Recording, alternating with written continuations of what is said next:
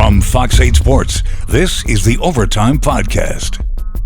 From the Fox 8 studios in New Orleans is the Fox 8 Overtime Podcast. I'm Vasilios. That is Sean Fazende.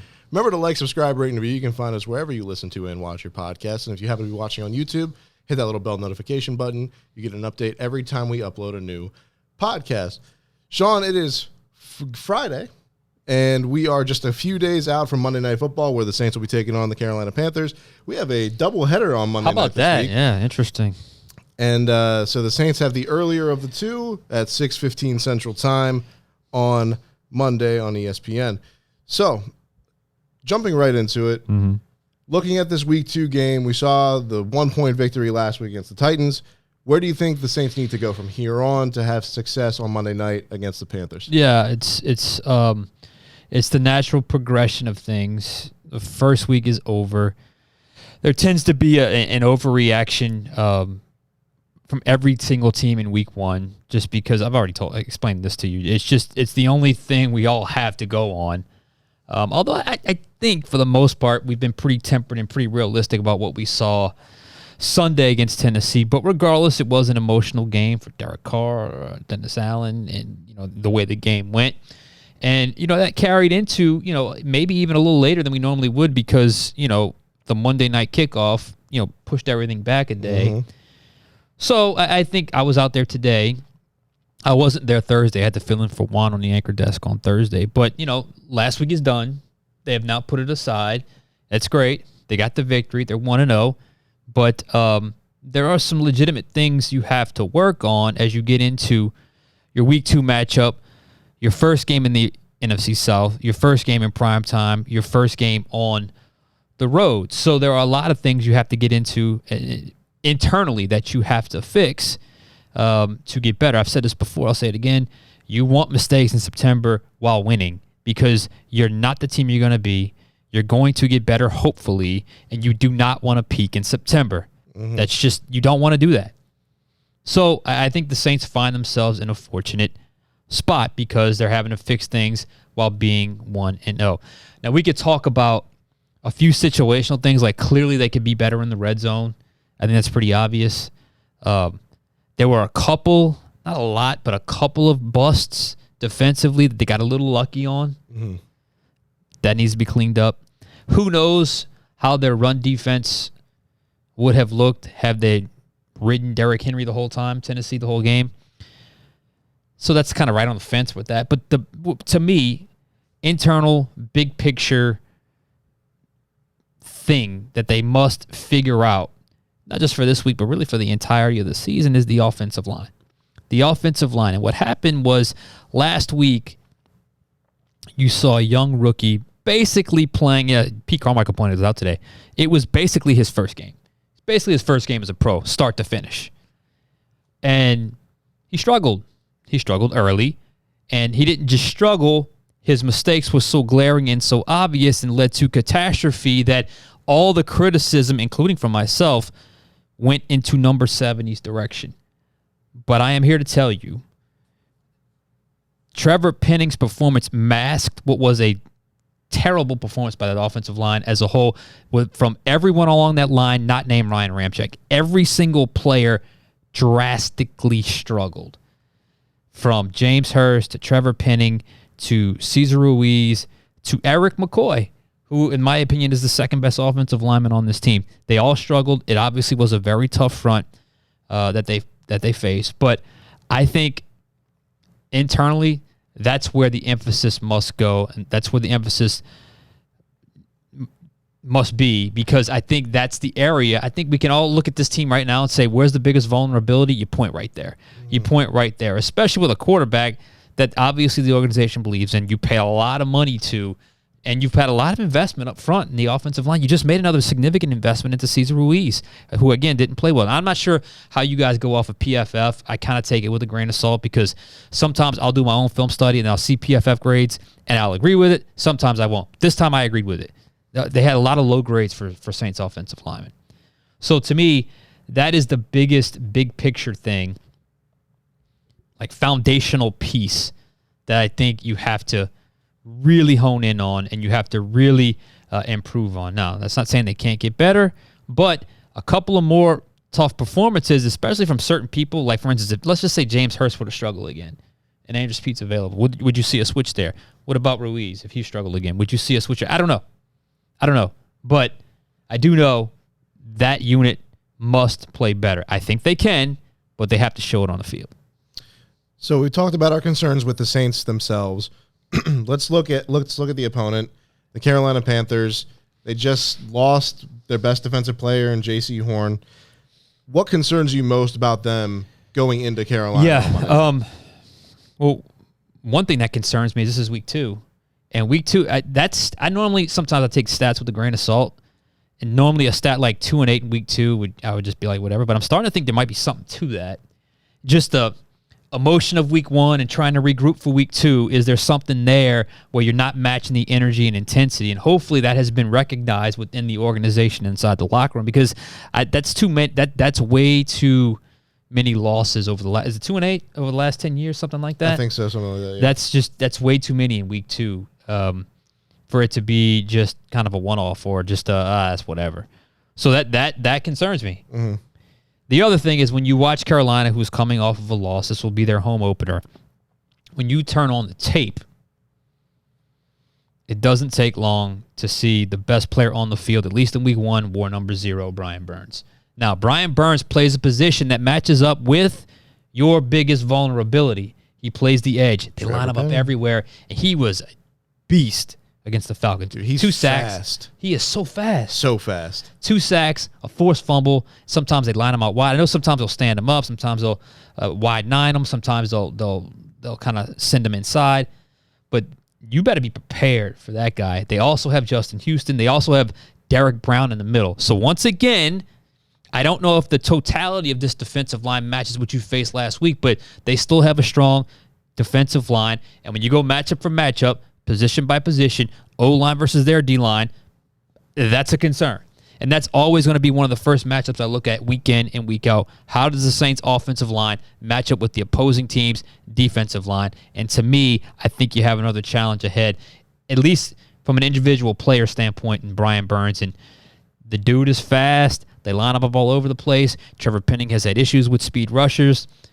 Better have a plan for Agent Zero, Brian Burns. Another thing, we didn't see, I alluded to it earlier, because I felt like run defense could be something to really watch with this defense, because I think the defense has everything on point right now. But run defense, we didn't really get a full picture, like a full data point of like where they are as a run defense. Both their running backs are pretty good. When you talk about Miles Sanders and Hubbard, they both ran the ball pretty effectively, so you have to stop that. Their wide receivers don't necessarily scare me against the Saints secondary. I do like the Saints linebackers against those running backs, but the defensive line obviously must hold up. I like the Saints front against their offensive line.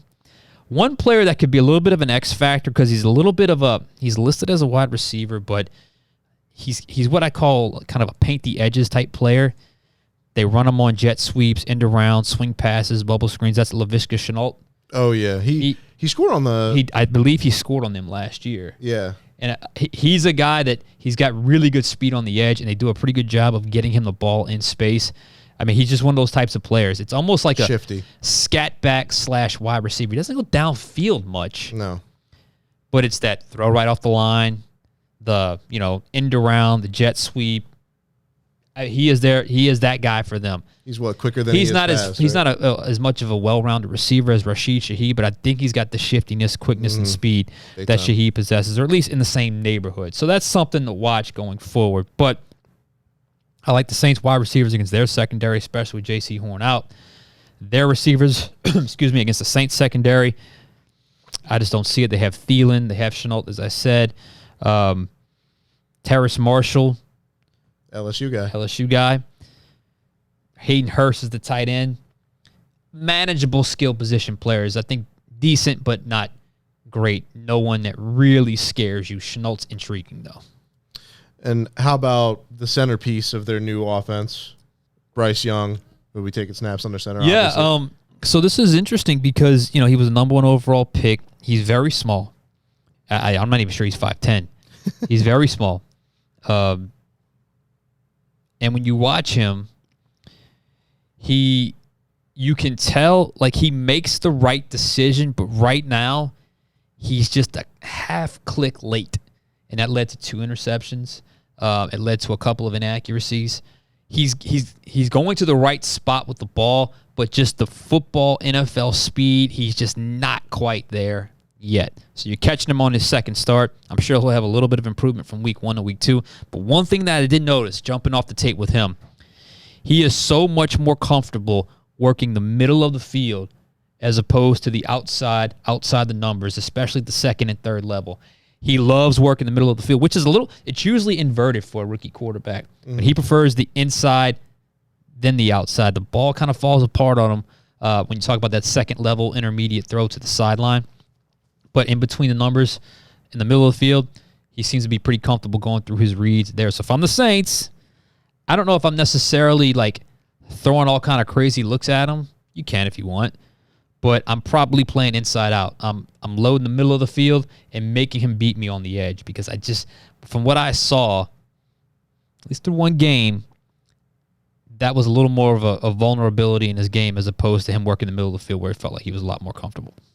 So before we move on to some college ball, as we are trying to do every Friday, Sean, you got any final thoughts heading into Monday Night Football for the Saints? Look, I want to see the Saints win this game because they're better. They're better than Carolina.